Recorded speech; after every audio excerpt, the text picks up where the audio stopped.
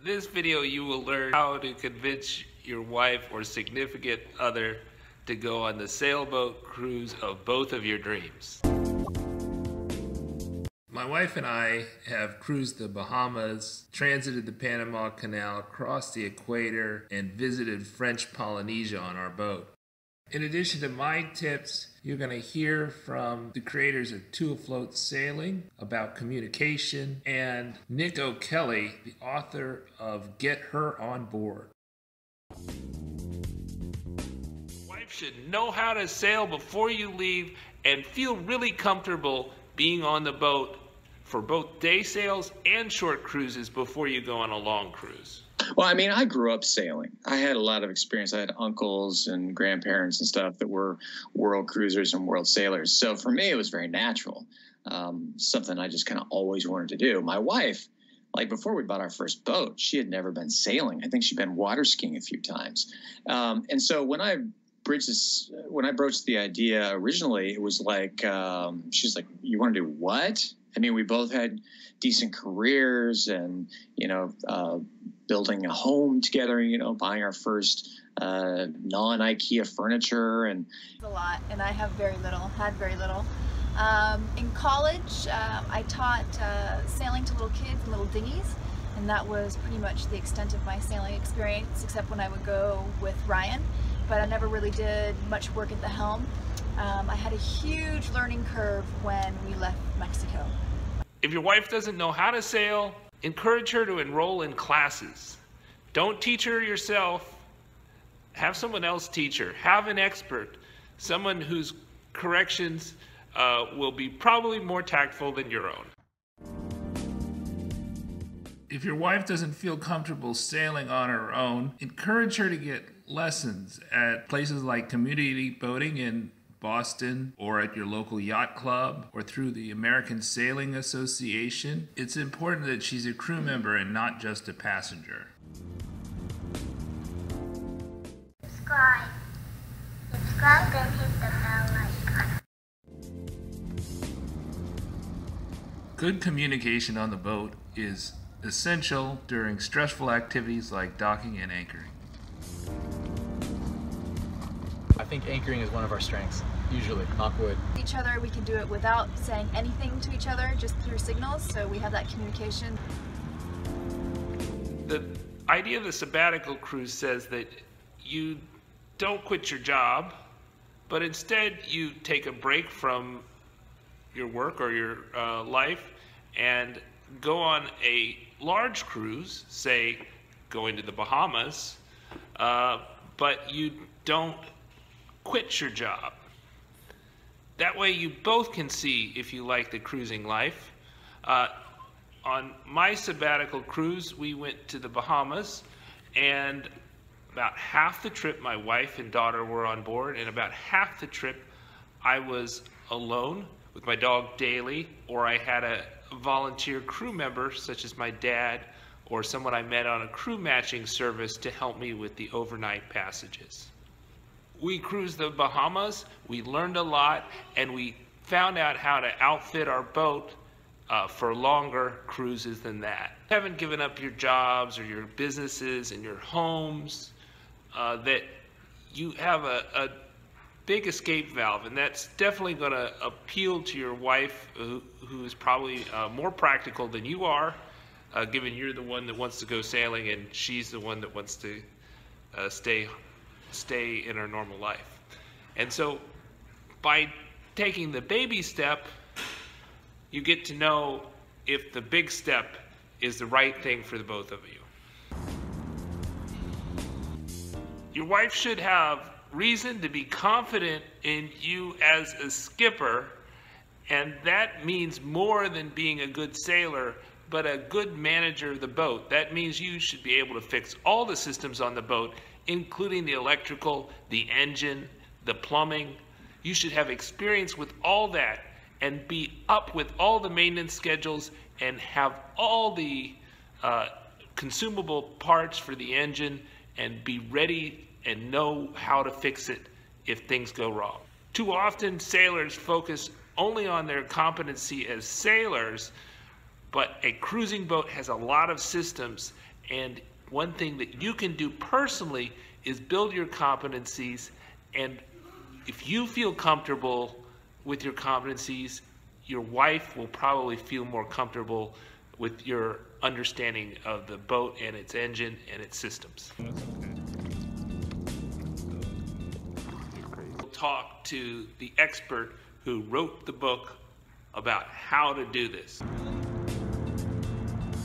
They see through our reasoning a lot of times. So if you're unhappy with your life and you think that the sailboat is going to be the grand solution, I think that your partner is going to see through that veil and go, I don't know. Now I'm going to end up out on the ocean with this unhappy, grumbling guy. So first of all, why are you going? Are you going for the postcards and the white sandy beaches and crystal clear blue waters? Because Linus, now that you've got all these miles under your keel, you know that's not the whole story, right? So much more to it. I mean, it's a lot more complicated than just trying to put yourself into a postcard. There's a lot of work involved. There's a lot of stress and organization, and the times aren't all necessarily great.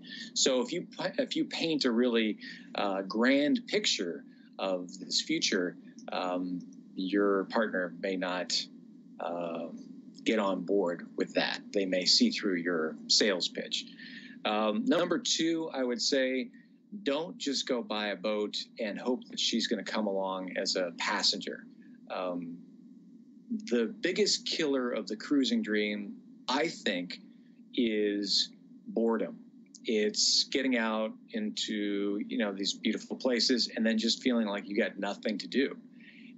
And I think a lot of glossy magazines sell us this equipment and these boats. And if you just have that extra piece of gear, that's what you're going to need to be comfortable and happy on board. So focusing on the boat and the equipment and the outfitting while really neglecting your relationship is another recipe for disaster. I don't know if these are tips, stuff you should do, but stuff you should definitely avoid. So don't make it about the boat first and foremost. Have an honest assessment about where you are in your relationship. If you guys are busy working 9 to 5, or let's say 5 to 9 sort of work days, not really spending a lot of time with each other, maybe you need to figure out if your values are really in the same place, because you've got this idea to head off over the horizon. She may be really ingrained in her career. Maybe your values aren't completely in step, and you need to spend some time talking about and discussing that before you move into this pressure cooker of life on board. Go simple if you can. It's a whole lot faster route to actually getting into the cruising lifestyle if you can go with a simple boat. It's that whole saying, go simple, go now.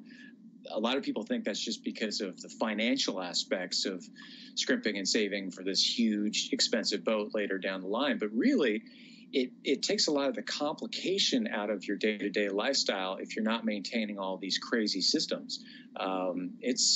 It's at least a 20-hour-a-week job to maintain the boat that we have now. And if I didn't have the experience that I have, it would probably be a 40 or 50-hour-a-week job just to keep the boat on par, just to keep it up. So if you can go simple, you're going to have a lot more time and energy to focus on the partnership, working together on the boat to get it places. Does that make sense? Keep it simple, focus on the mechanics of getting places, provisioning, that sort of thing. And don't get bogged down with this maintenance monster that is going to take up all your time and really take away from a lot of your enjoyment. And remember that your marriage should come first, regardless of whether you're on a boat or not. And if you let this sailing dream consume you to the exclusion of other things that you got going on in your life, you can become too hyper-focused. So you should remember that this entire process of having the dream, setting up the boat, and actually going, the whole thing should be fun. It should be enjoyable. It shouldn't be this really stressful thing. You also want to pick out the cruising boat together. So your wife should have a very big voice in what boat you end up buying for the big cruise. I heard someone emphasize that they thought that having your wife as an integral part of the boat choosing process is important. I've never tried to buy a boat without my wife. Well, you're a smart man. But I guess some people do own boats that they bought, but their wife didn't really buy. What do you think that was a big part of the process for you? It was always a team effort. I think our problems, at least with the first boats, stemmed elsewhere. But I've personally seen situations where it's like he brings the boat into the relationship and she just kind of is asked to participate, or he goes out and does this thing by himself, and then later when they want to go cruising, or he wants to go cruising, she's brought into it. I think it's super duper important that it's a collective dream. It's both of your dream before you get the boat, so that there's buy-in from the very beginning. There's joint ownership, not just on paper, but joint ownership in terms of the responsibility and what you're going to do with it. So yeah, I think it's, and she probably has a lot to say about the design. Megan, my wife, really, really loved this back deck, this back porch, and said, once we'd seen this, she was like, this is what I've got to have. And I was like, I totally agree. I think that this is what makes it. And since then, we've been totally right. Having this huge back deck is where this boat shines.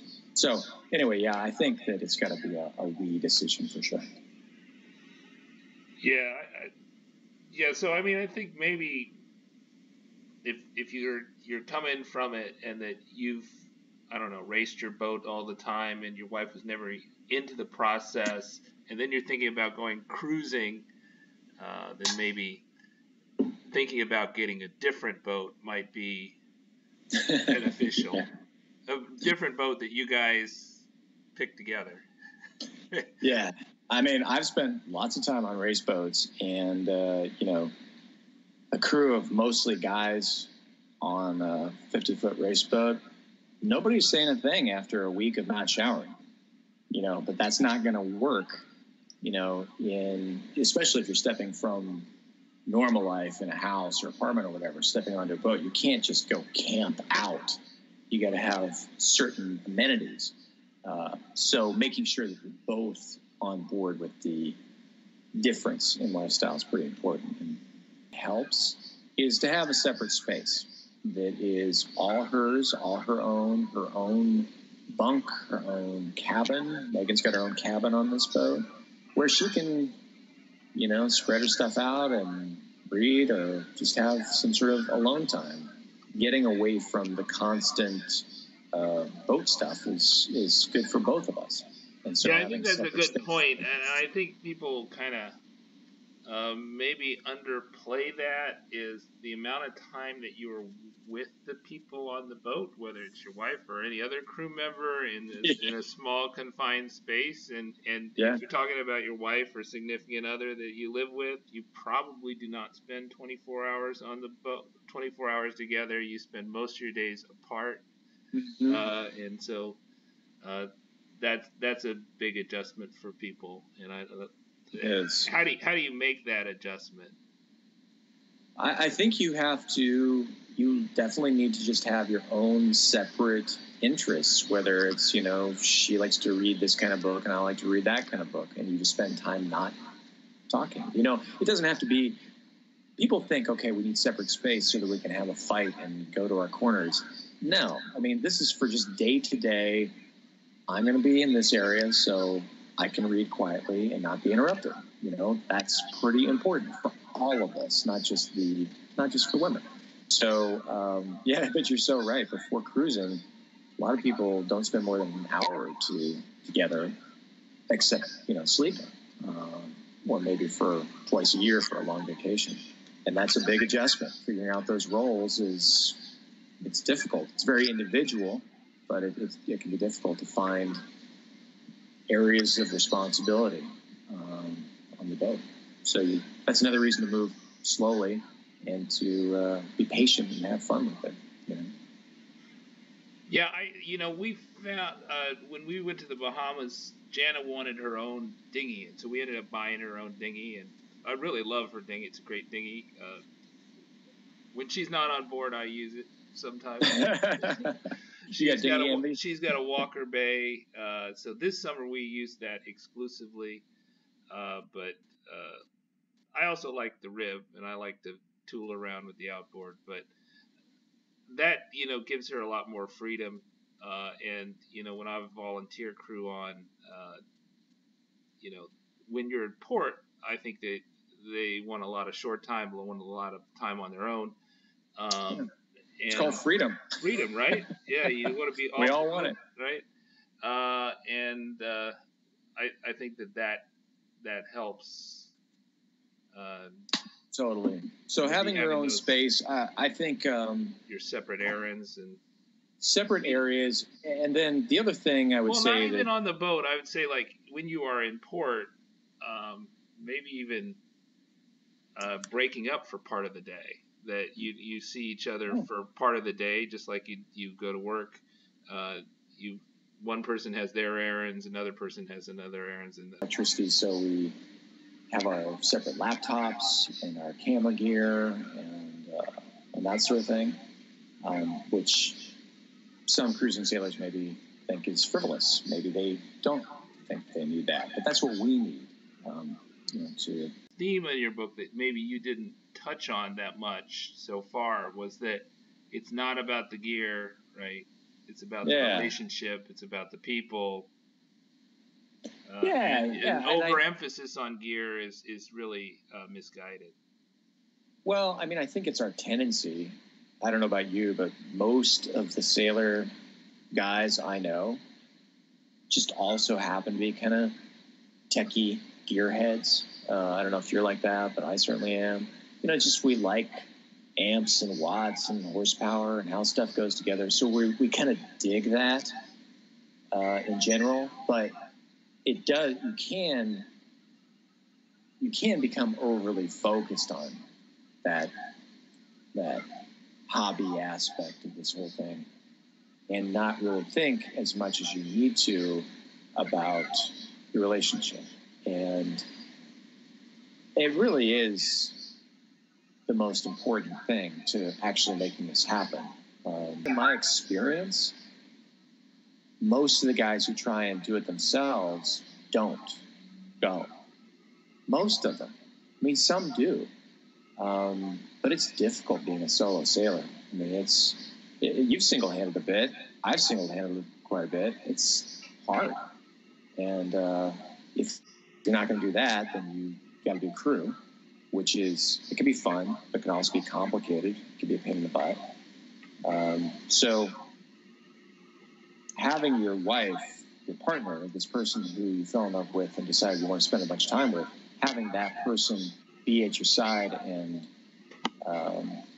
being a partner on this is really fundamental to actually going. Because, again, a lot of people talk about it and don't do it. Stick around and watch some more of our great videos. This episode was brought to you by viewers like you and Mantus Anchors.